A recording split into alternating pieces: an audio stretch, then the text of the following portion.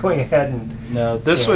was meant to keep people in their houses, so I think it just, the timing of this happened, it had a big impact on our sale with the buyers, and we worked something But every out. time I get in an argument with my wife, she throws me out of the house. That doesn't keep me in the house. That's true, that's true. So I have a special doghouse just for me. No, my wife loves me very much and keeps me in the house. Okay. Well, she figures you love the dog too, so it would be an honor to be in the doghouse. Right? That is true. There was another question you were going to ask. Did you forget? Robert, you forgot. Tell me. Okay, here's the give question. Me a hint. Okay, the hint was, there was the princess what's going on now? Specifically, you happen to be in Novato, and we're talking Yeah. about what's going on in Marin. Why don't you talk about just inventory in general? Just and, generally in the real estate market, what changes have you seen recently, and where do you think we're headed compared to where we've been? Well, as far as the market, really, everything really started picking up around February this year. A little bit last fall, but really February, everything changed pretty dramatically. And the inventory levels really have gone, one way they figure it is how many months of inventory. They have a way of figuring it.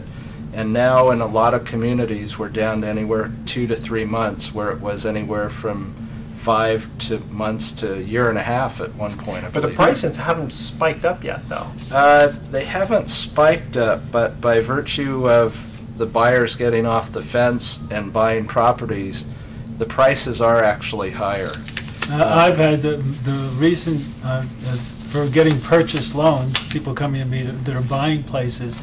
Most of the deals I've been involved in recently have been multiple offers, and most of them, the sales price has been higher than the list price, and that certainly wasn't the case the last few years. Yeah, but they're still down considerably from where they were in There's 2006. there's still but some percentage of what they, like Yeah, the but still. one in San Rafael, that there was, they listed it in the 7s, it sold in the 8s, and the last time it had sold was 1.1 or 1.2 Yeah, million. exactly. So we're still off of the top, but Yeah, but at least it's coming off the bottom now. yeah, and Yeah. it's I have some statistics here that in '07, the average sales price was about $1.2 million in Marin, and that includes everything from condos up to $10 million homes. Sure.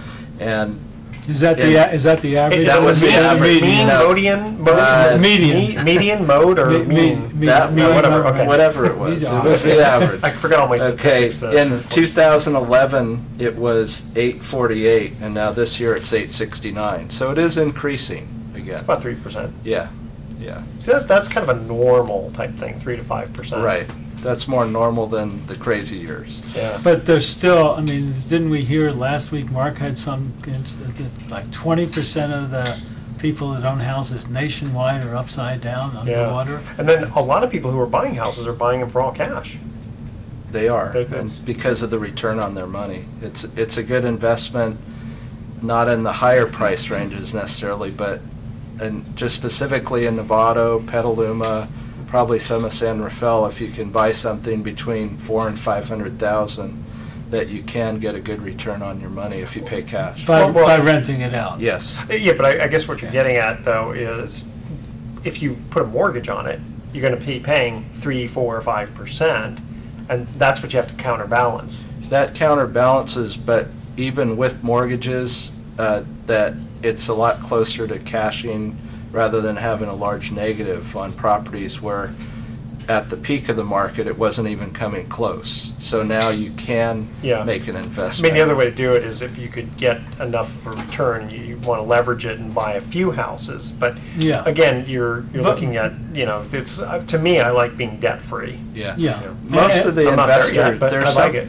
something statistics at a seminar I went to, and about 70% of the investors were actually paying cash in these market levels for homes. For like 400,000? Yeah, around anywhere 300,000 to 500,000. Where were they getting all that You money? mean that 70% of the sales were to investors? That of the investors that were buying, about 70% of them were paying cash because they can only get 0.5% to 2% And do you think savings. that's in areas like where the average sales price is 400,000, or areas like Stockton or Vallejo where it might be 250. or less, Or less, 150 yeah. or less? I think it would work in a lot of those areas too. But you found that it was a little bit more in the higher end? Well, Maybe in our area, see, we get higher rents though. So I don't know when you go out further away from the city if the demand is as high for the rentals. Well, I guess it would, those people, maybe they took the money out of the stock market. Oh, I'm You know. sure, or you can take it out of, in some instances, you can take it out of IRAs if you have a self-directed IRA, not that Yeah, that's it's true. certainly not as safe as a A T-bill or Yeah. the mattress, but Okay. pretty safe at these levels. Okay, hey guys, we're going to go to a quick commercial break here. When we come back, we're going to get into a little bit more fun stuff of what's going on. Robert's definitely got a few very interesting economic type questions for us here. Okay, here is the second commercial break trivia question. This is another, to me, this is another hard one. Which 1968 Hot Wheels car was introduced before the actual car was introduced by General Motors? And we will be right back. Welcome back to the Best of Investing. I'm Edward Brown, your host, along with Robert Schiff of RPM Mortgage. Mark Hanf is off today, and we're also in the studio here with Vince Sheehan from Remax Vision. When we cut to the second commercial break, we asked this hard trivia question. Which 1968 Hot Wheels car was introduced before the actual car was introduced by General Motors? And I got to tell you, it was not the Ford Pinto. Oh, that would have been Ford anyway. And it wasn't the Corvair. Or the Gremlin. No, but you're close, though. It was the Custom Corvette. Oh. That's kind of See, interesting. I was guessing the Camaro, but a custom A Corvette. custom Corvette. 68 custom Corvette. Yeah. What year did the AMC Pacer come in? 1976, I believe. After the Nash Rambler. Yeah. Yeah. Boy, quick funny story here. I had a friend who actually had a 1974 Ford Pinto, and he lived on this hill that was hard grade one way, easy grade the other way. And literally, his car could not make it up the hard grade, so he always had to go around the mountain, basically, and come up his street the other way. Robert, we received an email for you that says here, are you independent or do you favor one lender over another? Now, this person has obviously heard you on the show, so you have to tell the rest of the audience. We fund loans for people for 1 to 4 residential units in California and about 10 other states. And we can fund the loan ourselves, and then the RPM will sell it off to a whole list of banks, some of which you've heard of and some of which you haven't, or we can sell it directly to Fannie Mae or Freddie Mac. And I have the choice of either taking the loan directly to RPM. For instance, I can take it to RPM and know they're going to sell the loan to Chase. Or I can look at Chase or some other bank and find out what their rates are and how they are fitting into the parameters for the loan we're looking at. And I have a choice of going to the bank or going outside the bank to other banks or some credit unions. And each time a client comes to me and wants a loan, that's my process to go find out where I'm going to get the best deal for those people. Yeah, and since you're totally independent and yes. you are like the smartest mortgage broker, banker we know. I've been doing it for a while, and I'm pretty knowledgeable about what I do. Yeah. Other people are too, but I'm pretty good at it. Is that 1957 you started? Oh, let's see. You mean when I was born? Yes.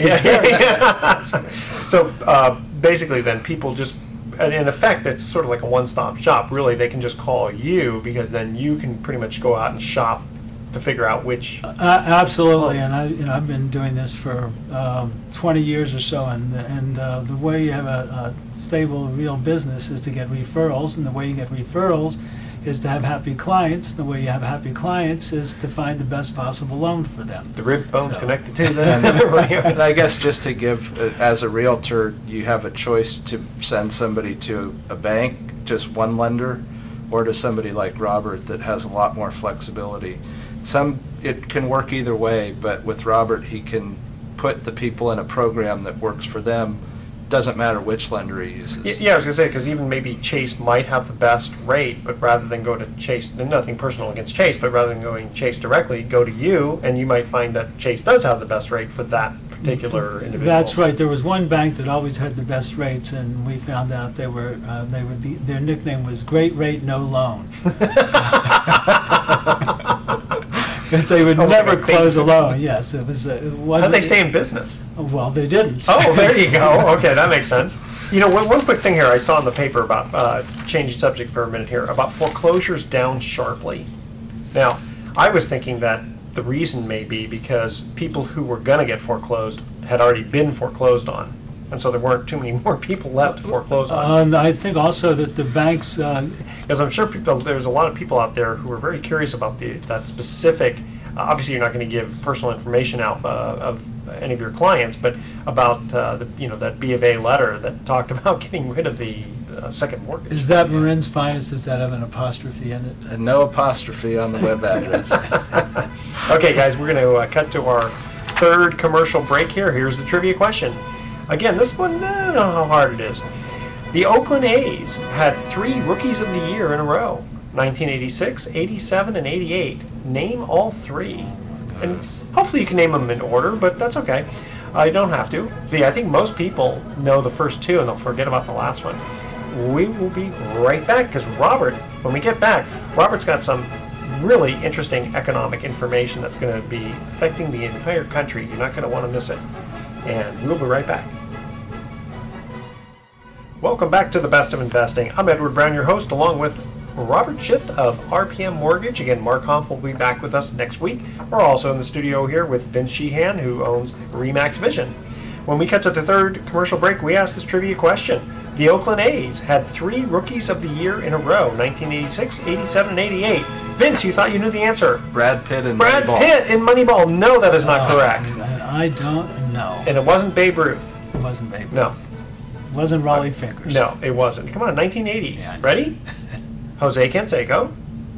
It was 86. 86. Mark McGuire. Mark McGuire's 1987. And Walt Weiss in 1988. Oh, Now, God, that is amazing. okay, we promised the audience that when we came back, Robert, you were going to have some very interesting economic information for us. Take it away. Take it away, and the clue word is sequestration. Sequestration. I used to ride horses, so I know That's about sequestration. equestrian. Oh, that's equestrian. Oh, never mind. Sequestration. Wasn't that on Se- Voyage to the Bottom of the Sea? Or wait a minute. Sequestration. Or is this Ryan a Seacrest? sequest? Oh, no. No, that's Ryan And when you're Sequestration. sequestered, wasn't that when in grade school when you were sequestered and you had to go sit in the corner? I don't know. But It's something to do with at any juries, rate, though. Okay. earlier this year, there was a big fight in Congress about raising the federal debt limit, and the result of that was that everybody finally, after much duress, agreed to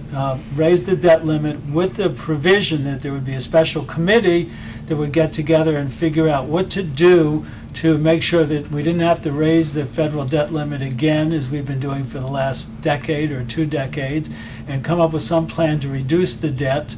And they were under the sort of acts, executioner's acts, that either they would come up with a plan, or if they didn't, then January the 1st, there would be a huge change in the tax laws. So they all had to play nice in the sandbox. They had to play nice in the sandbox, and they just could not find a way to do They it. couldn't play nice in the sandbox. Couldn't play nice. They couldn't in the play well with sandbox. others. So, so what happened is, unless they learn, and our representatives learn a way to play nice in the sandbox, coming January the 1st, there's huge changes in the tax law. There's huge budget cuts that are not open to negotiation. They will happen January the 1st. There's just within the federal government, they said that there's going to be tax cuts that are the equivalent of over $1 trillion sweeping across almost every part of the federal government, including give an defense. Okay. Well, now tax cuts or budget cuts? Well, it's budget cuts. Okay, budget cuts. Okay. And some of the ones that may not be the largest amounts of money but apply to the most people are, a lot of people have been unemployed and the government has been extending their unemployment benefits. January the 1st, that will stop. So everybody that's on extended unemployment will not receive unemployment money after January the 1st unless we can learn how to play in the sandbox. And what, extend the benefits some more? No, they No, or else they'll... or else they'll continue to extend them. But okay. the They can't extend them So indefinitely. there'll be a big cut in Medicare and the things that Medicare will pay for and who's going to provide the Medicare benefits. There's a lot of the tax deductions that are going to expire. For instance, I think the estate tax is going to go back to what it was, anything over $1 million, I think on January the 1st will be taxable. Yeah, and that's something like a 50% tax, so there's So- huge. So as of right now, that's happening January 1st unless they reach a new agreement. That's legislated, yes. That's, Okay. What's that going to do to the economy? They say here that add it all up, and we're taking policy changes equal to about 4% of the total economy. So if that happens, that's not real good for the seeing us get out of the recession and heading towards a better economy. But It will be, keep raising the debt ceiling isn't the answer either, though, is it? Just keep printing money? Well, I'm not sure that raising debt ceiling and printing money are the same thing, and we've been raising the debt ceiling for decades and decades, and I really don't know if raising the debt ceiling and having the federal debt be a smaller amount of the total numbers in the economy, and that may not be a bad thing. I think if you look and see what countries are thriving and what countries have certain levels of debt, they don't necessarily go together. That the countries with the least What's debt a are the quadrillion here and a quintillion yeah, there? suddenly it becomes All money. this- It Yeah. suddenly becomes money, exactly. Does it affect any of the congressmen's pay or pensions? Now, what have you been drinking? I want a job where I keep giving myself a Yeah. raise all the time. Nobody Yes. can say anything. Yeah, they'll just have to get a bigger sandbox. A big well, that to me is one of the things. The first thing that should happen is to vote people in who absolutely have to promise and actually follow through. And if they don't, they get thrown out. Where they lower their pay. Most of these people who go to most people who go to Congress are rich anyway. They don't need. I think this extra money. almost everyone in Congress is a millionaire. Yeah, and that's not enough, right? They have to have free postage when they leave and all this other kind of fun stuff. So it's more of a hobby. Yeah, well, we were talking about this off air that the original founding fathers, when they were Yeah. done in Congress, they went back to farming and all that other stuff. In fact, didn't you say that they actually paid to become a congressman?